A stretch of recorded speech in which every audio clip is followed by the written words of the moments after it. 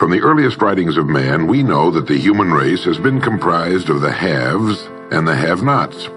When I was a kid back during the Great Depression, I was obsessed with a desire to know what invisible something separated the haves from the have-nots, being a have-not. I wanted to know why so few managed to be well off financially in a country where success is available to everyone. For example, in checking the Statistical Abstract of the United States, published by the Bureau of the Census, I discovered, just lately, that only 10% of the men in this country, 65 years of age and older, have incomes of $6,000 or more a year.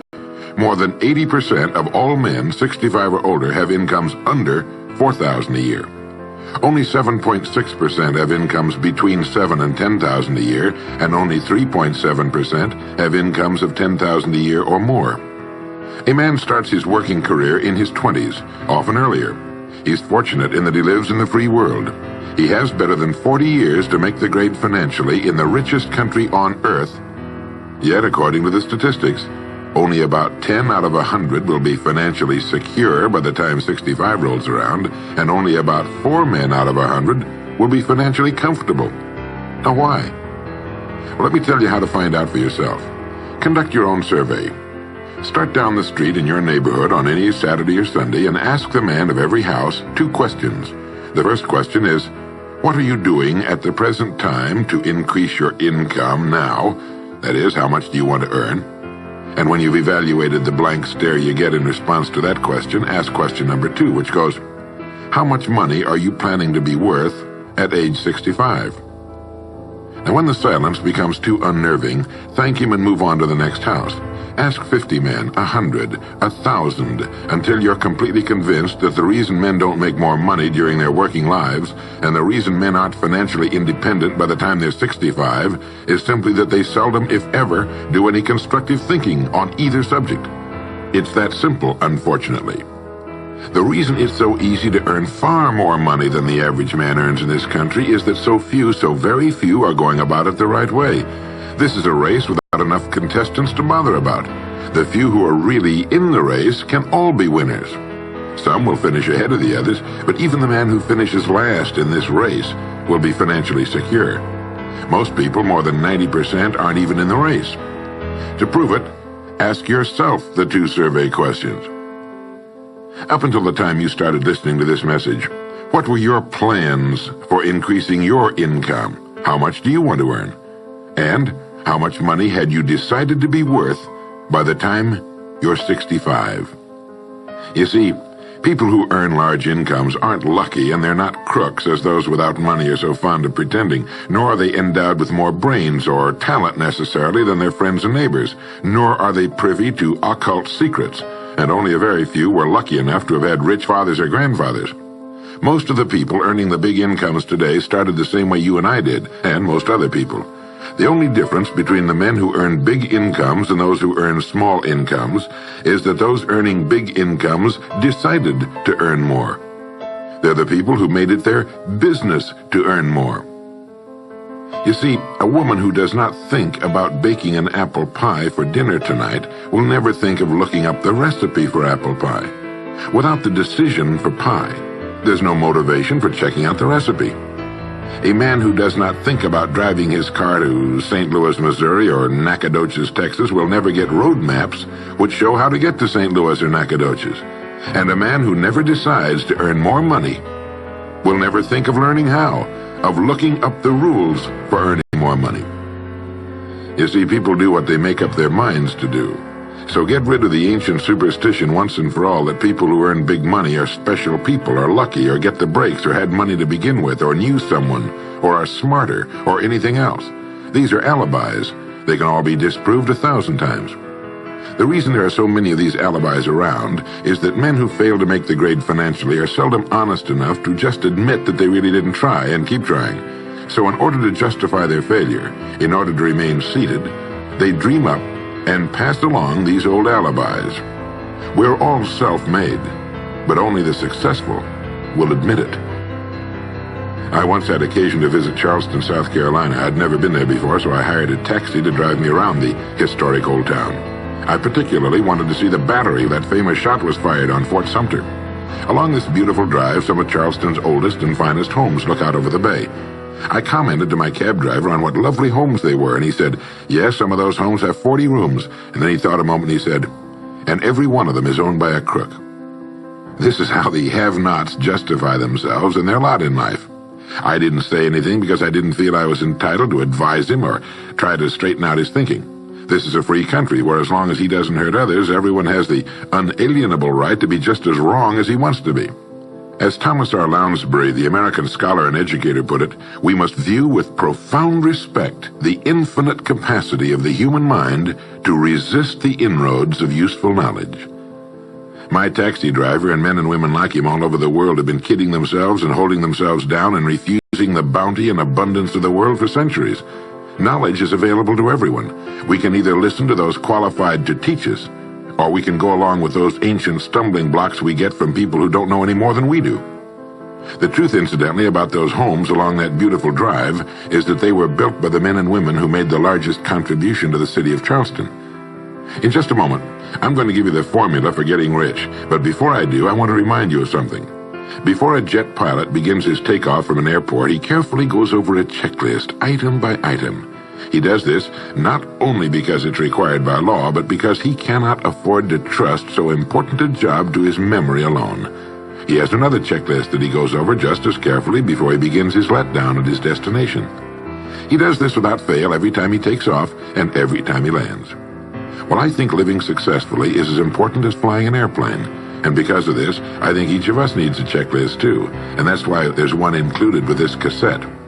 We need a checklist to go over item by item before we take off in the morning and before we drop off to sleep every night.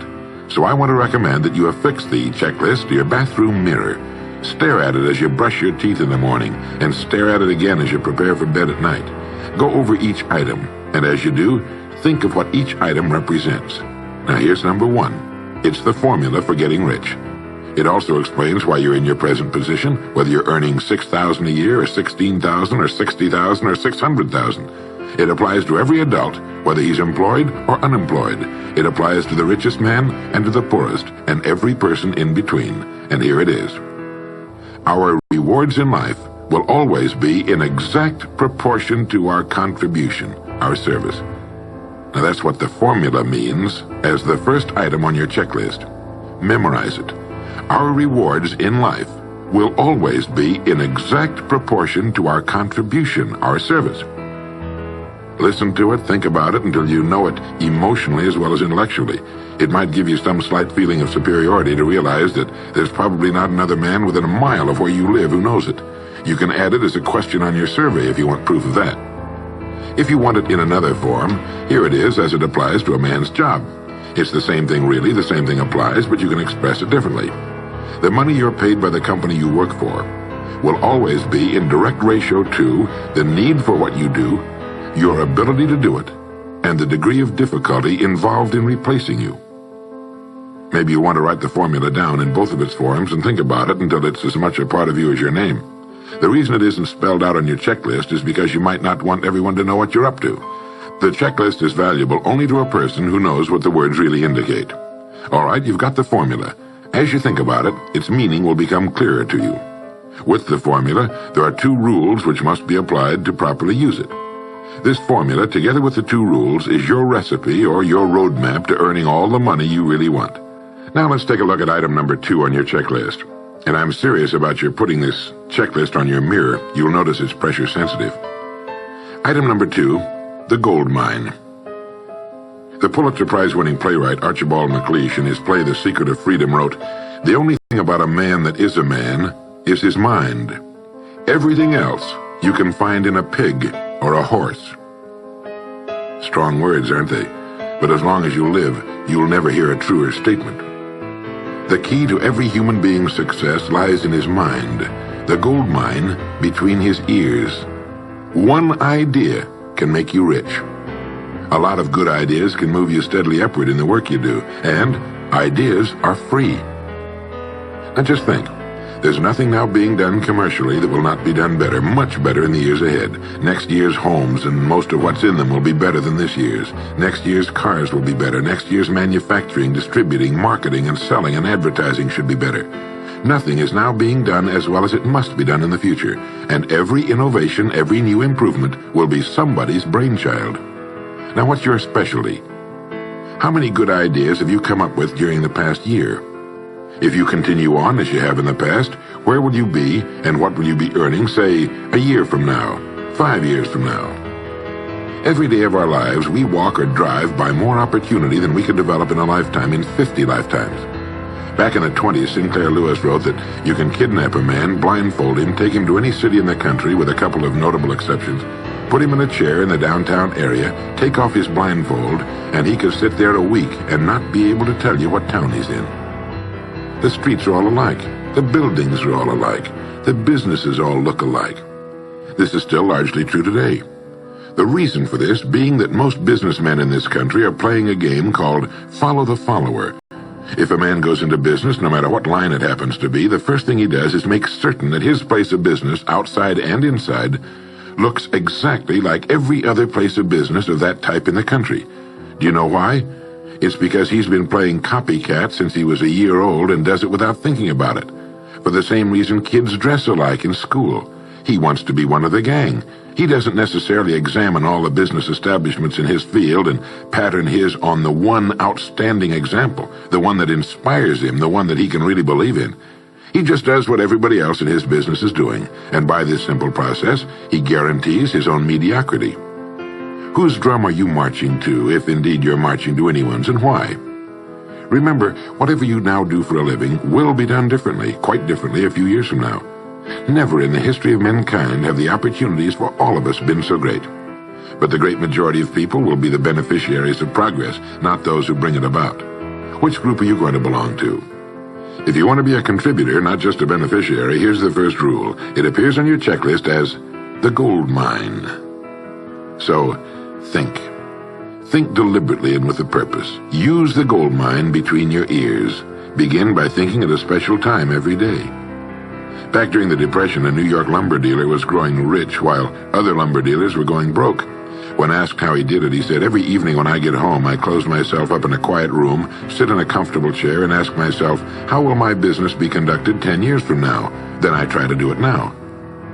Instead of competing with every other lumber dealer, which is what they were doing, he was creating. He was doing the very thing man was designed to do, the very thing man does best. A company growing at the rate of 10% a year will double its size in less than 8 years. But a man can improve his effectiveness 50% or 100% a year or more. The experts tell us that every one of us has within him deep reservoirs of ability, even genius, that he habitually fails to use. Well, let's begin now to reach into these deep, rich areas of pure net profit and use more of our real abilities. Let's think.